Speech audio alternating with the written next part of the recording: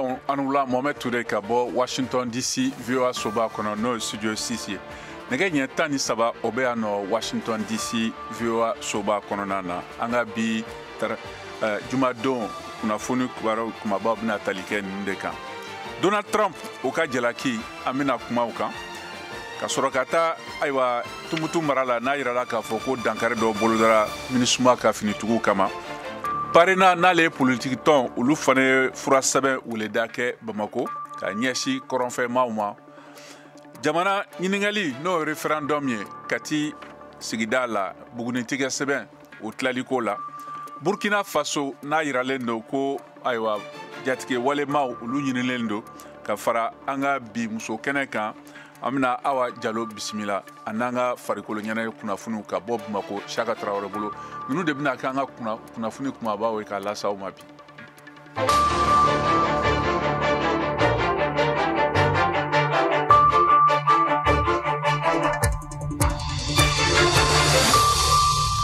Ayiwa i n'a fɔ n y'a fɔ a ɲɛna cogo min na kɔsa na Donald Trump ale jalakilen don ko a ye sɛbɛn gundoma o minɛ cogo jugu la a ka Floride du kɔnɔ. O ye kabakoma ye ko min kɛra ayiwa jamanatigi kɔrɔ fɔlɔ ya Amerique tariku kɔnɔ. VOA Bambara kunnafonidila Kayɛri Tarawele ale b'a kunnafoni walawala an k'a lamɛn.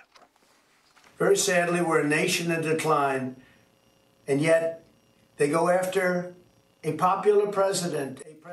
Kiri kotigiso kan ka jalakili sɛbɛn ninnu labila sani a ka taa kirikɛlaw ka wele lamɛn kiriso kɔnɔna na dɔgɔkun nata la waati la cɛbɔyaw san 2024 jamanakuntigiya nɔfɛ yɛrɛkufaw n'a bɛ wele nansarakan na bɛ senna ani ne a sigilen bɛ kosɛbɛ kiri jalakilikanw kan l'Amérique mara yɔrɔ caman kɔnɔna na kɔlɔsi bɛ min jira o de ye k'a fɔ ko a waleya bɛ Trump kɛ l'Amérique jamanakuntigi kɔrɔ fɔlɔ ye jamana furuba fanga a ye min mara ka tɛmɛ bɛ nin jalakili jugu fasɔn ninnu ta ka ɲɛsin jamanakuntigi kɔrɔ ma a jalakili ninnu bɛ falen kiri kɔlɔlɔ gɛlɛnbaw de la kɛrɛnkɛrɛnnenya la ka taa se fo kasolablaw ɲangiliw ma a kiri jɔra a la fan dɔ fɛ a bɛ se ka kɔlɔlɔ fɛnɛ bila politiki nasiraw kan misali la a kɔlɔlɔ bɛ se ka yɛlɛma belebele de bila u ka politiki kulu ka cɛbɔw san 2024 jamanakuntigiya nɔfɛ sugandiliw la Trump kɛlen bɛ ka ɲɛkunya minɛ min na kaban labanna a bɛna kɛ kirima kɔnɔninba fɛnɛ sira dayɛlɛlen ye ne a sigilen don waleyaw kan ne a bɛ sɛbɛntiyali fɛnɛ kɛ k'a fɔ ko a ye a lawuli a kama ni dankariliw ye furuba fanga ka hakɛw la ne ka jamana ka furuba lakana gundu siraw labila alamisa sufɛ CNN jakanso kan James Trusty Trump ka surunadonnikɛla ne kunnafonidilaw ka ɲiningaliw senfɛ a ye laseli kɛ k'a fɔ ko ɲangili ninnu ladilannen de don ne kunnafoniw ye ka kɛɲɛ ne furuba fanga lakanaw ye ko o bɛ jalakili ninnu kɔnɔna na ko o dun ye kojuguba de ye ka kɛɲɛ ni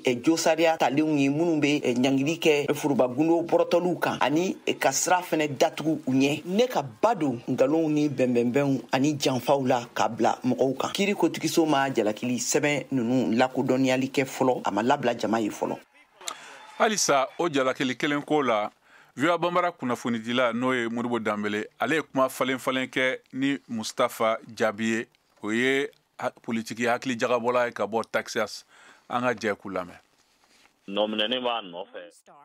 And on Saturday, Trump wrote on social media that he expects to be arrested as early as Tuesday.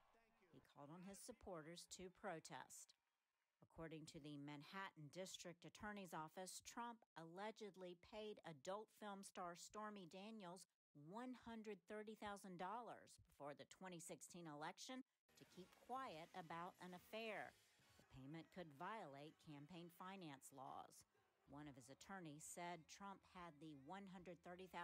check written to protect himself, his family, his young son. Trump has announced he is running for president in the 2024 election, even if he is indicted, and the possibility of his arrest in the United States. Meantime, Republican House Speaker Kevin McCarthy called for calm, saying people should not protest if Trump is indicted. I don't think people should protest this, no.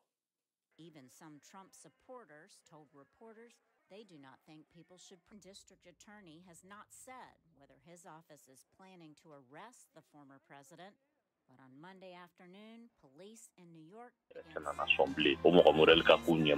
Donald Trump ka lafasabaga a bɔra a ye laseli kɛ CNN kan e faamuyali jumɛn sɔrɔ a ka lafasabaga ka kumaw la ka baara ye ko bɛ maa min lafasa o tigi bɛ se ka bɔ a la ɲuman na cogoya min mais n'i y'a sariya bulon yɛrɛ ka baara kɛcogo lajɛ u sigilen don seerew kan seere minnu dalen don a la k'a fɔ n'u wulili nɔfɛ i tɛna na bɔ a la parce que a yira la ka o don papier ninnu gafe ninnu caman yera marala ko kojugu donc a kuma ka gɛlɛn an kɔni t'a dɔn u bɛna ta kɛ cogoya min na komi jamanakuntigi kɔrɔ don mais k'a fɔ k'a bololankolon bɛ bɔ nin na ɲangata sɔrɔ a la a bɛ gɛlɛya. Donald Trump ka jamana ɲɛmɔgɔ kɔrɔ dankan Mike Pence ani sisan jamana ɲɛmɔgɔ ni o ye Biden olu fɛnɛ kun ye jamana ka gindo sɛbɛnfura dɔw yɛrɛ olu fɛnɛ bolo mais danfara jumɛn b'olu ta ni Trump ta ni ɲɔgɔn cɛ. Olu kɛlen k'a ye olu ye weleli kɛ fo ka n'a taga b'u bara k'a a don n'u ka minɛnw na i b'a dɔn ko den bɛ bi a tabaga bolo nka Trump ko k'a kun t'ale bolo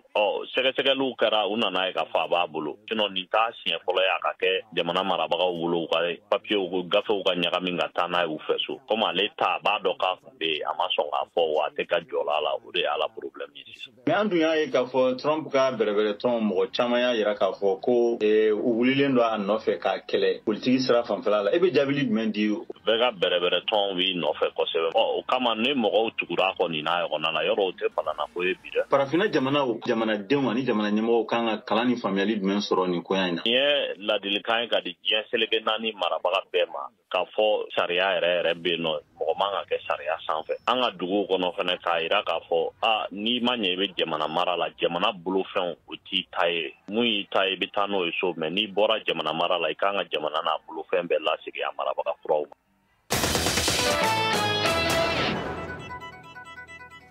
Ayiwa nin tun ye Mustafa Jaabi ye hakilijagabɔla Trump ka jalakiko la Modibo Danbele ka ɲininkaliw la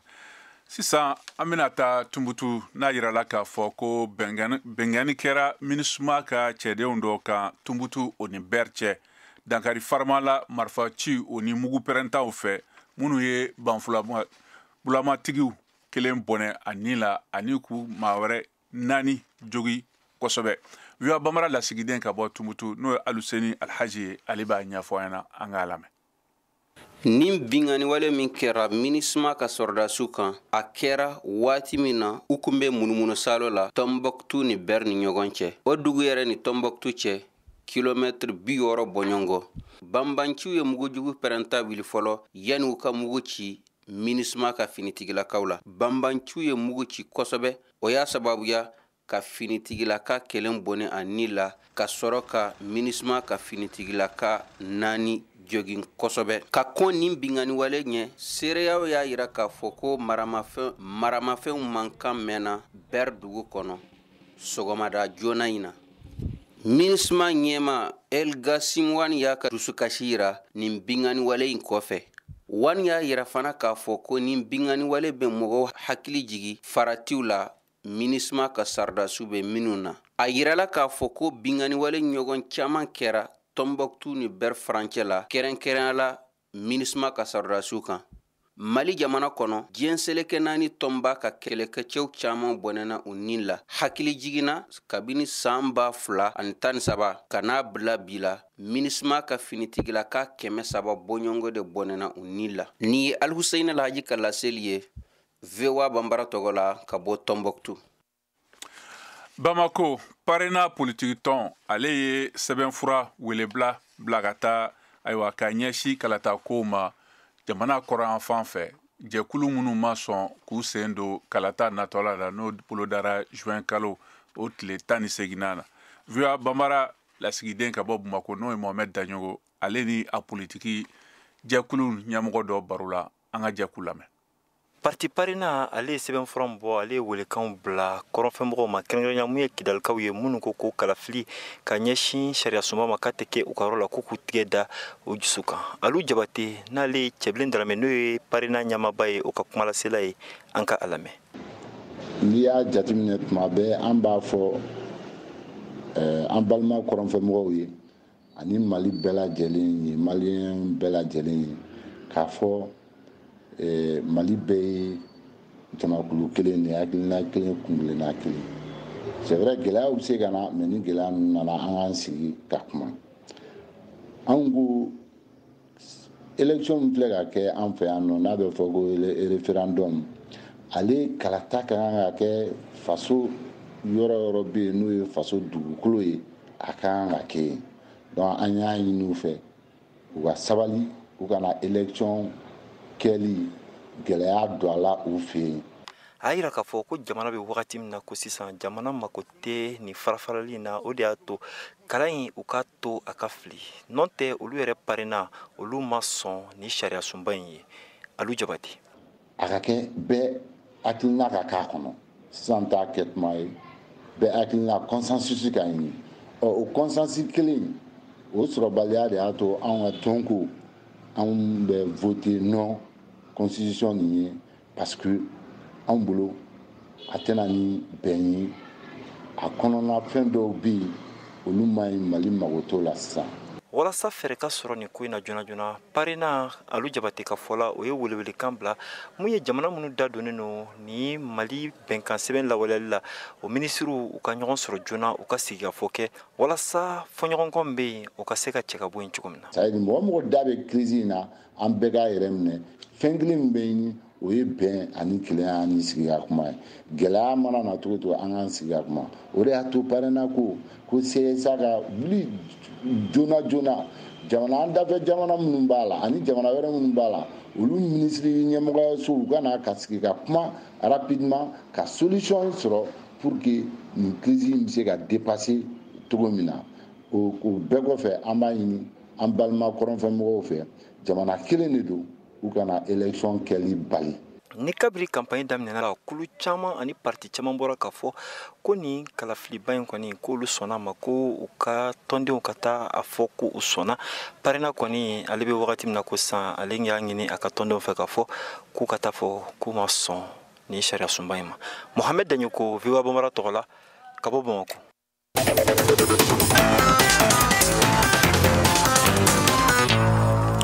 Halisa an ka kunnafoniw ka bɔ duniya fan wɛrɛw la an bɛ taa Ukraine jamana na n'a yirala k'a fɔ ko kɛlɛ farimanw bɛ ka juguya jumadon Ukraine woroduguyan fan fɛ ka kɛɲɛ ni Rusi sɔrɔdasikulu ka fɔta ye n'o y'a fɔ ko a ye bingani caman kɛlɛ n'o bɛ se ka kɛ Kiev ka kɛlɛbaga dɔ daminɛnen ye walasa ka mara minnu tɛmɛna Moscou ka fanga kɔrɔ olu minɛ ko kura. L'ère 24 tɛmɛnen kɔnɔ Ukraine sɔrɔdasiw ye t'a fɛ u ka cɛsiri la walasa ka binganiw kɛ Yuzhno-Donetsk ani Zaporizhia maraw la. Rusi jamana lakanani minisiriso y'o fɔ a ka kunnafonidi sɛbɛn dɔ kɔnɔ ka hakilisigi k'u ye kɛlɛ in kɛ ka sababu kɛ wale latigɛlenw la ye ka bɔ Rusi sɔrɔdasikulu ka ɲɛmaaw fɛ. Rusi jamana o minɛnen ɲɛmɔgɔ dɔ n'o ye Vladimir Rogov tun y'a jira ko kɛlɛba min kɛra a mara la n'o ye Orekovo Rusi kan na min ye Orekiev ye sɛbɛnnikɛlaw ka sɛbɛn ni tomak kɛ ka sɔrɔ Rusi sɔrɔdasiw ni Ukraine cɛw ɲɛfɛ ka sɔrɔ a ma kunnafoni wɛrɛ di. Rusi kɛlɛcɛw ɲɛma n'a ka baarakɛlaw ɲɛmɔgɔ min bɛ Ukraine jamana na n'o ye General Valery Gerasimov ye o ye yɛrɛfɔ ko je kɛ jumadon walasa ka sɔrɔdasiw jɛɲɔgɔn sabati ni Chinois jamana ye n'a ka Chinois jamana sɔrɔdasi General Liu Zheni ka ɲɔgɔn dɔ senfɛ. Ne dalen b'a la ko a bɛ lajɛ nin bɛnna ka kɛ sababu ye ka Rusi ni Chinois jamanaw ka jɛɲɔgɔnya siratigɛw sabati ka taa fɛ lafasali siratigɛ la. General Gerasimov y'o fɔ ka kɛ ni jabɔ ye min bɔra Rusi jamana lakanani minisiriso fɛ. Silameluko Allahu Akbar ala ese Kerechenuko Masaba matika duonye Mori basimo Mangala ala basagula Nikoko kera Kale nodo la mereju Silameluko Allahu Akbar ala ese Kerechenuko Masaba matika duonye Mori basimo Mangala mangala alaba sagula ikoko kera kale no do la mere Dieu Allahu Jabaru Allah subhanahu wa ta'ala ko kale ka deli aramane arahim kangale nyini delili ko ala yan jigingo alaba sagula ayamolo jigi Allah ku yere deme ale fene bi deme ale ga deme beteme yere deme ko fe angonte baraka ga sigika ala fle wale ma mori gene suma ge ba beke solliciter un concert de Dieu pour avoir la main de Dieu le parasite paraissait pas ça que son Dieu suffira pour la main de Dieu wa juluge yoro la fura fere azizu dayanu masadaga yensere daga wolovla examen bigi barala kasoro karamo ko yere ikuru de fudela ine couverture kera business ye ma wudu kera commerce ye jibido na ti do ubeki ay jibido mi kan cerveau débranché prier pour la main de Dieu bénéficier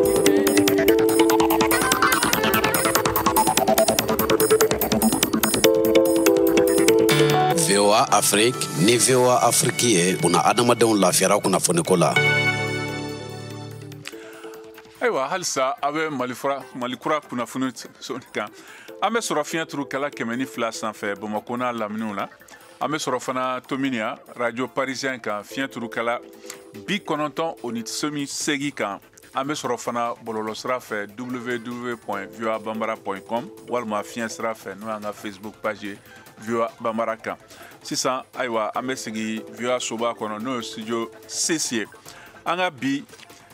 an bɛna an kun da ka taa Kati Bamako kɛrɛfɛla la ni VOA Bambara lasigiden Lamisa Sangare ale bɛna an kunnafoni ayiwa kalata sɛbɛn walima bugunatigɛ sɛbɛn n'o bɛ wele fana ko carte biométrique o lahalayaw kan a sigida kɔnɔ barisabu a yirala k'a fɔ ko a tilali o kɔrɔcɛra Kati mara la an ka lamɛn. Nin ye Sulemani Dumbiya masɔncɛ ɲɛ gannen de ye a ka baarada la a bɛ ka siman bɔ jiri la. Sɔgɔma in na ale tun ma taa a ka wetigɛ sɛbɛn nɔ fɔlɔ kun b'o la. Ne tɔgɔ ye Sulemani Dumbiya ka bɔ Kati Sanafara. N bɔra a kalama chantier la yan sisan k'a fɔ ko carte d'électeur k'u bɛ ka distribuer. Tiɲɛna ne ma taa n ta minɛ fɔlɔ mais a ka di n ye ni bolokɔrɔ lafiyara donc ka taa n ka carte d'électeur minɛ pour que ka se ka taa. Sɛbɛn di yɔrɔ dɔ la Kati Sanafara dugutigi ka du kɛnɛ ma. Sɛbɛndilaw ɲɛ gannen de don tan dɔw ka sɛbɛn ɲinini na olu ko mɔgɔ nata ka suma fɔlɔ. Ne tɔgɔ Dramani Kulibali. Kunu ne an Sanafara zone daminɛ sera ka carte den 444 di kunu sɔgɔmada na fɔlɔ mɔgɔw bɛ kana kelen. E yɛrɛ bolo mɔgɔw ka nabaliya kosɛbɛ a ju ye mun de u tɛ kibaruya kalama wa ou bien mun de don ko in tɛ mɔgɔw sɛbɛla de wa. Kibaruya dira kunu dugutigi ye mɔgɔ bila ka yala dugu kɔnɔ ka kibaruya di mɔgɔw ma mais a bɛ mɔgɔw hakili la ko carte biométrique de don o fana yɔrɔnin b'a la mais malgré tout ça mɔgɔw bɛ kana dɔɔni comme baara daminɛra kunu de donc a bɛ se ka tagalen ɲɛfɛ mɔgɔw bɛ na barisa an bɛ tile tan de k'a la quoi. Ibrahima Diko ko u ye gɛlɛya dɔɔni sɔrɔ tile fɔlɔ baara la. Kunu an ye sɛgɛn caman kɔnɔ parce que dɔw nana u bɛ k'an ka papiers ta k'a woloma an y'a f'u ɲɛna anw de bilalen don baara ɲɛma u k'an kɔnɔ an b'u ka carte d'u ma nɔgɔya kɔnɔ. Mɔgɔw nata ko la yali mɔgɔw bɛ ka bɔ ka na aw sago la wa. Bon mɔgɔw bɛ ka bɔ mais u man ca kosɛbɛ. O gɛlɛya ni a ta bɛɛ Dramani Kulibali jigi b'a kan ko sɛbɛn caman bɛna ta jani kalo in tile 18 cɛ hakilina ɲini kalata don. Tile tan in kɔnɔ hali n'a ma ban caman bɛ k'a la parce que a bɛɛ bɛ dépend kunnafoni dili de la parce que kunnafoni dila bɛ yala dugu kɔnɔ wagati min na ka kunnafoni di i bɛ taa sɔrɔ dɔw bɛ yen nɔ u tɛ yen nɔ mais ni mɔgɔw ye kunnafoni di ɲɔgɔn ma ani ni kunnafoni di cogoya wɛrɛw bɛ yen nɔ an bɛna olu fana bila sen kan walasa mɔgɔw bɛ se ka na carte nin ta caman cogo min na quoi. Ismaila Jalo tun nana a ka sɛbɛn nɔfɛ an bɛ tɛmɛ yen tuma min ale ko a ye wasa sɔrɔ. K'a sɔrɔ a nɔgɔyala a na dɔrɔn u ye hakɛ ka ɲɛ u ye ɲininka ko n bɛ vote min ɲɛ n ka vote yɔrɔ f'u ye u ye papier ta dɔrɔn ka n ka carte jan. Musa Tarawele ko ale ma girin a ko kan nin de kama. Ne ma taa fɔlɔ parce que a fɔra ko carte d'identité bɛ se ka kɛ carte biométrique bɛ se ka kɛ ani nina fana bɛ se ka kɛ carte nina bɛ ne bolo donc o de kama ne ma girin parce que sɛbɛn min bɛ ne bolo ne bɛ se ka kɛ n'o ye quoi. Politiki tɔn minnu bɛ kalatako majamunin kɛla campagne olu dɔw bɛ to ka welewele da u kanubagaw ye sɔn k'u ka bɔ ka t'u ka kalata sɛbɛn nɔ. Lamisa Sangare Kati, VOA Bambara. Ayiwa an bɛna taa Burkina Faso n'a yirala ko fanga kɔni o y'a lase ko nafolo sara di n'o bɛ bɛn dollar wari o 300 ma kunnafoni min b'a to ni maa min sera k'o di maa nɔmininen u nɔminɛ walima u fagali ko la jatigɛwalebagaw ɲinilen kan. VOA Bambara lasigiden ka bɔ Wagadugu Kader Traoré ale b'a lakala an k'a lamɛn. ka taga jɛnkulu maramafɛntigiw kɛlɛ kan Burkina Faso ka fanga ɲɛmaaw ye maa ɲɔgɔnna 20 ja yira minnu kan u ka sɛgɛsɛgɛli ba bi o kan ka taa ko olu dabi bengani wale kow ra ni maa 20 ninnu ka jaw filila bɔlɔlɔsira kan ani kunnafoni di sababu kɔnɔ bi jumalo nin na laseli min gbanna ja ninnu kɔ o y'a yira ko ni maa 20 ninnu yaalani no kosɛbɛ fanga ɲɛmaaw fɛ sabula olu dabi bengani wale dɔw labɛnni na walima o yɛrɛ ye ko dɔw kɛ minnu ye fasoden caman bɔnɛ o nin na o le kosɔn fanga ɲɛmaaw ko ni maa minnu sera ka kunnafoni jɔnjɔn di min bɛ se ka to u ka tigɛla ni maa 20 kɔfɔlen ninnu kan walima ka se ka o yɛrɛ si latunu ko bonyanba le bɛna di o hɔrɔnden ninnu ma o bonyani b'a ta $100 na fo ka taa se $180 ma sefa wari la a kɛra i n'a fɔ faragwɛ jamana na o bɛ maa juguw ka jaw jɛnsɛn kɛnɛ kan ani k'a sɛbɛn a dugu ma ko wanted ka yira ko o maa ninnu yaalanin don ne min sera ka dɛmɛ kɛ k'a to fanga ɲɛmaaw ka se ka o tigɛla ni maa jugu ninnu kan dɛmɛba le bɛ di i ma o bɛ min wele ko récompense ni maa jugu ninnu kunkolo bɛɛ bilala wari dale ra dɔ ta ye $100,000 dɔ ta ye $140,000 dɔ ta ye $160,000 dɔw yɛrɛ ta ye $180,000 a siɲako fɔlɔ tɛ nin ye ni Burkina Faso ka gouvernement maa jugu yaalala nin cogoyasi nin na hakililajigira juin kalo tile 20 san 2018 tɛmɛnin o tun ye laseli dɔ bɔ min kɔnɔ o y'a yira ko o tun ye maa 146 yaalala mai kalo tile 23 san 2022 tɛmɛnin maa 12 fɛnɛ tun yaalanin don nka o tun b'a fɔ ni maa min tun sera ka o dɛmɛ ka o maa ninnu ye ni wari bɛna di o tigilamaw ma nin tun ye Kadɛ Tarawele kumakan ye ka bɔ Wagadugu Burkina Faso. waleya minnu bɛ se ka Mali jamana dɛmɛ bi k'a ka ɲɛtaga sabati kumaɲɔgɔnya ye o dɔ ye o de kama an b'a fɔ jɛmukan lamɛnlen don ka kuma gɛlɛyaw kan i n'a fɔ baarako gɛlɛya i n'a fɔ yurukuyuruku musow jɔyɔrɔ ko Mali ɲɛtaga la sibiri o sibiri nɛgɛ ɲɛ 17 ka se nɛgɛ ɲɛ 18 ma aw ye VOA Afrique lamɛn fiɲɛ turukala 102 sanfɛ Bamakɔ an'a lamini na VOA Afrique. Ayiwa an ka bi muso ŋana kɛnɛ kan VOA Bambara fasiribaga Kayatu Tarawele ale ye Awa Jalo bisimila ale ye muso ye min ye kalan sɛbɛn sɔrɔ Mali la ka sɔrɔ ka taa kalan tɔ dafa Tunisie ka segin ka na Mali la an k'u lamɛn.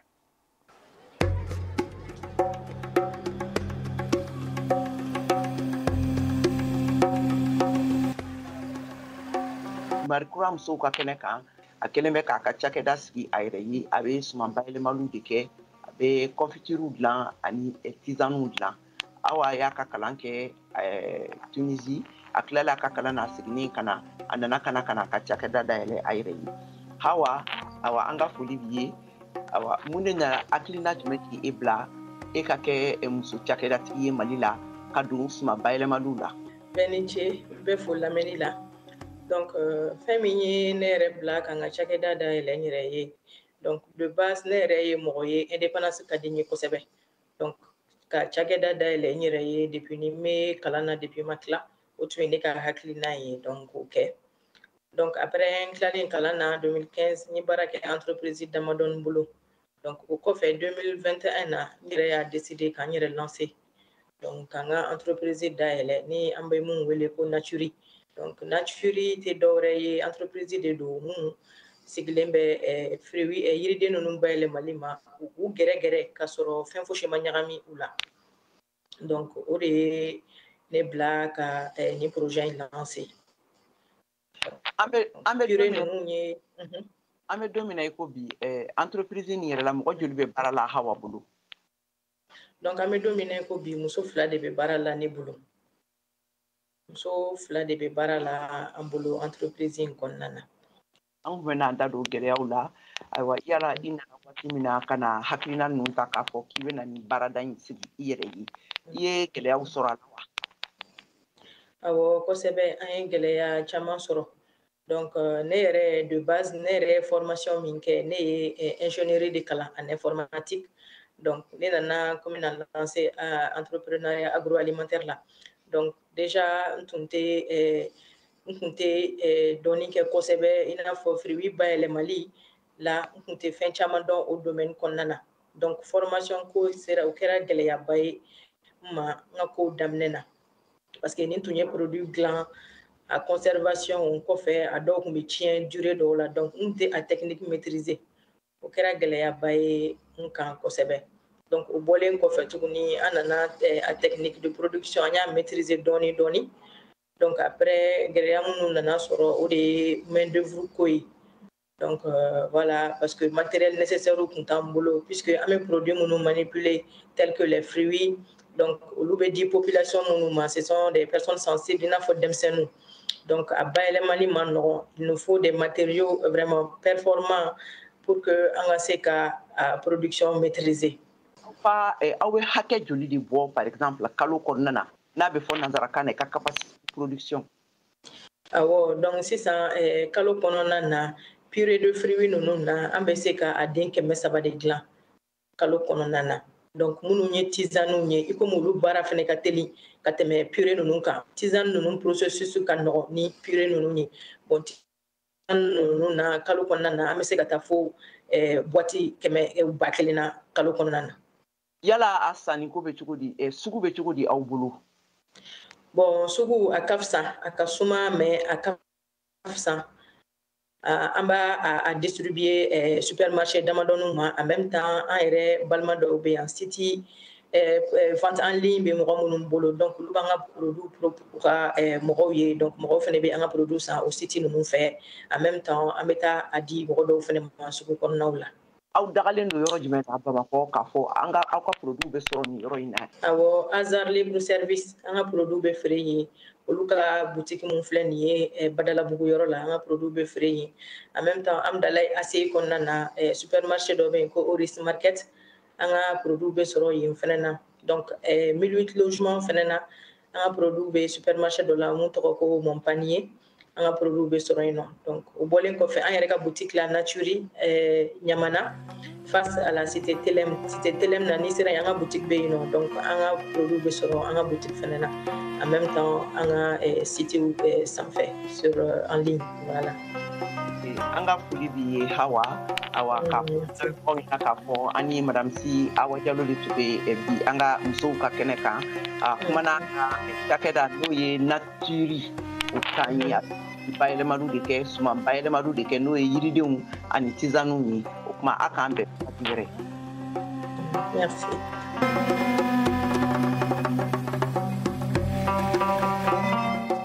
Ayiwa sisan an bɛna an ka bi farikolo ɲɛnajɛ kunnafoniw lamɛn ka bɔ Bamako Saka Traoré bolo.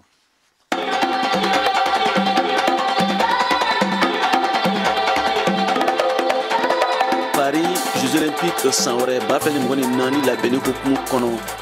Mali senatɔlɔntan fédération ɲɛmayaso ka sɛbɛn na muso senatɔlɔntanaw ka forobatɔn degeli karamɔgɔ ye welekan bila muso senatɔlɔntana mɔgɔ 26 ma k'u ka degeliw daminɛ ntɛnɛn nata juin kalo tile 12 san 2023 Kajali Jawara tɔgɔ la senatɔlɔntanyɔrɔ la AS Real de Bamako dagayɔrɔ la Bamakɔ. Mali muso senatɔlɔntanaw ni Burkina Faso muso senatɔlɔntanaw de bɛna ɲɔgɔn sɔrɔ a ɲɛbila ɲɔgɔndan kun fɔlɔ la a ɲɔgɔndan tagani ka segi bɛ 10 k'a daminɛ juillet kalo nata tile 10 ka taa bila a tile 18 san 2023 in na. Jamana ninnu fila la Seba ni Zambi bɛ ɲɔgɔn sɔrɔ ɲɛbila ɲɔgɔndan kun filanan na. Zambi ka fara jamana 6 wɛrɛw kan olu sen tɛna ye ɲɛbila ɲɔgɔndan kun fɔlɔ la ka da kan kafu farafinɛgun senatɔlɔntan ɲɛmayaso y'a yira k'u ka senkola bonyana kosɛbɛ kari musolakaw ta tɛmɛnen kɛnɛ kan o jamanaw Zambi, Tunisie, Maroc, Cameroun, Nigeria, Botswana ani Afrique du Sud. Jeux Olympiques Paris san wɛrɛ 2024 farafinna jamana 25 de bɛna u ni yɔrɔ ta a ɲɛbila ɲɔgɔndanw na muso senatɔlɔntan kunda. O jamana 25 la minnu mana jɔyɔrɔ 2 fɔlɔ sɔrɔ olu de bɛ farafinna jɔyɔrɔ fa muso senatɔlɔntan kunda a kɛnɛ kan min bɛ daminɛ san wɛrɛ 2024 juillet kalo tile 25 ka kuncɛ uti kalo tile 10 VOA Bamara tɔgɔ la Bamakɔ Siaka Traoré kala seli don.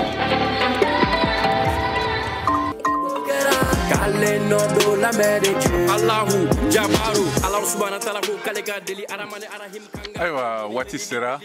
an bɛna dan sigi an ka bi jamukan na an ka foli bɛ an lamɛnbagaw bɛɛ ma Mali kɔnɔ ani Mali kɔ kan ni jamukan labɛnna balimakɛ Sɛk Ciro fɛ nɛgɛ kɛrɛfɛ jugu tun b'a balimakɛ wɛrɛ bolo n'o ye Patrick ye ni jamukan lasera aw ma ne yɛrɛ Mohamed Touré fɛ aw ni ce aw ka tulomajɔ la aw k'an bɛn dɔn wɛrɛ aw ni ce. Masadaga ye sere daga wolofila examen bigi bara la ka sɔrɔ karamɔgɔ yɛrɛ i kuru defu de la ɲinɛ couverture kɛra business ye maa wurudu kɛra commerce ye ji bidon n'a tigi duwawu bɛ k'i an ye ji bidon min k'an cerveau débranché prier pour la main de Dieu pour bénéficier du bain de Dieu pas fainéant en temps combattant dévoué peut compter sur la main de Dieu. Allahu Akbar Allah ese chrétien ko masaba matri ka duwawu mori basimo mangala ala basagona ifoko kɛra kaleno do la main de Dieu. Deko muna misiru balaka multiplier ala kota bega amplifier église kurajo dongo do benata sa kunuka